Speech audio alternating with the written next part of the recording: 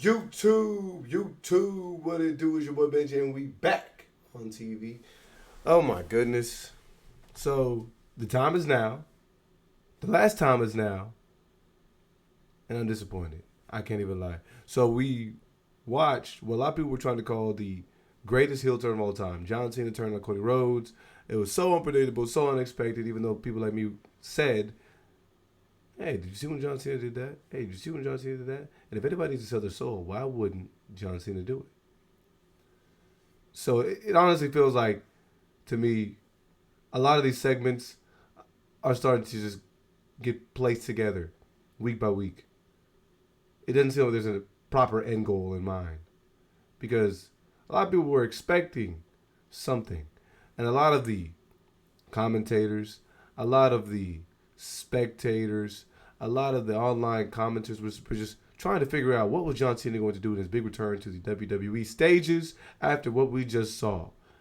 Is he going to come out with new music? Is he going to come out with a new outfit? What's going to happen? John Cena just came out here, same old John Cena, nothing more, nothing less. He came out and addressed the fans. John, brother, why are you addressing the fans? This dude really sat there and tried to blame the fans for the reason that he turned. Because you guys didn't support me. False, brother. Everyone was excited for the last turn. Everyone was excited for what we might see from John Cena. Everyone, I'm sure, was excited for him possibly breaking the record. At the very least, some people thought it wasn't fair because they didn't care to see John Cena. And they wanted to see some of the new stars get an opportunity. But it seemed like the majority of the WWE universe was excited about John Cena getting a shot on WWE TV. He being able to tangle with a lot of the current superstars. And what might develop on a lot of the PLEs because of this. And then once news broke that John Cena was going to go full-time, we all just said, oh my goodness, John Cena full-time. This is going to cook. And of course, it all culminated with the moment of him turning on Cody Rhodes and selling his soul to The Rock. Where, again, it just all breaks down for me. It doesn't make any sense. Why did John Cena turn? Is it just because he didn't win the Royal Rumble? If he'd have won the Royal Rumble, would he just continue going about life? And that's loyalty and respect?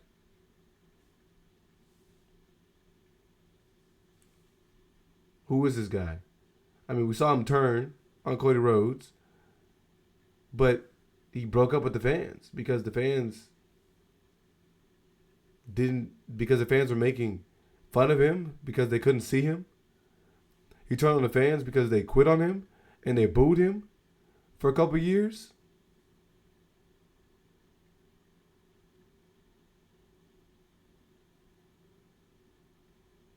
When at the end of the day, everyone was still excited for John Cena to be the champ. Majority of the fans were still excited to see John Cena doing big movies. Majority of the fans were still excited for John Cena to come back and face some of the current WWE challengers and champions and roster.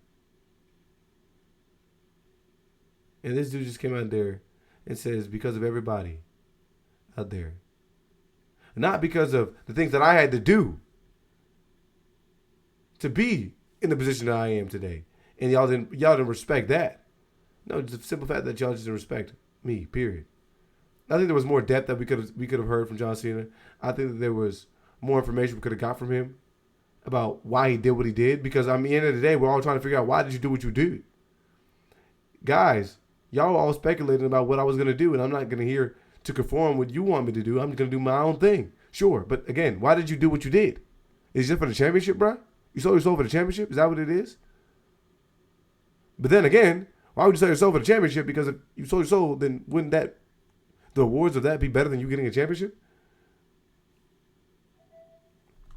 The only benefit here that we might see is because when the final boss made his appearance and just continuing to become more and more savage, become more and more evil, become more and more legendary, even up to the Bloodline Rules match where he's punking the referee in the tag team match, where he shows up at the Bloodline Rules match to try and aid Roman Reigns. The Rock was OD. John Cena just came out and said, guys, you turned on me. This is something that we've heard a million times over.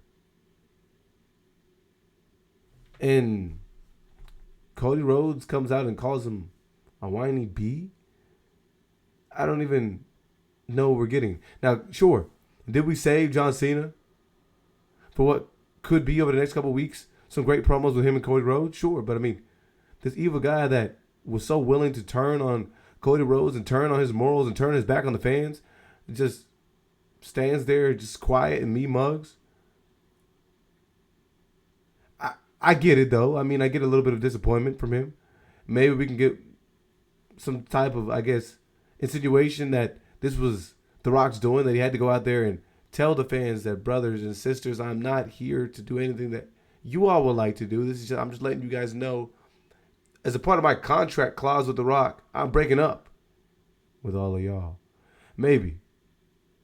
But again, why?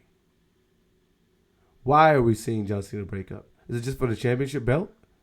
And if you had to look at this logically, is he just breaking up with the fans to later be like, you know what? I did need you guys. Is that what we're going to see from him? Because at this point, it seems like it's a very generic heel turn, and it wasn't anything that we were expecting. Or it wasn't going to be what we expected. Even though it's a little more real, I think it could have been a little bit better because he could have talked to the people and said, hey, you guys at home. He could have grabbed the camera. You guys at home.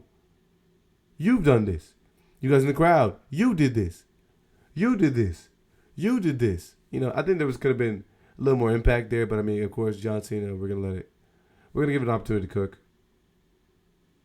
Is it still gonna be the match at WrestleMania that opens a lot of doors because there's a lot of connections that can be made to the people that are in this match and the people that are around him. Again, though, it seems like we're throwing a lot of if we're spending all these years where we're going to connect the stories of old, then it seems a little strange that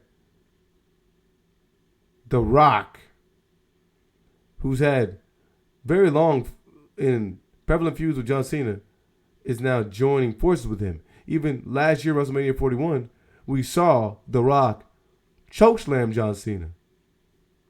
But maybe that callback will be made when John Cena decides to return to a face. All in all, I wasn't impressed from this moment. I didn't get anything out of John Cena that I was expecting. I mean, I think in 2 seconds he could have come out there and just said, look, guys, you guys want a lot from me, but I'll never be the one to give you guys what you want again. I'm doing my own thing.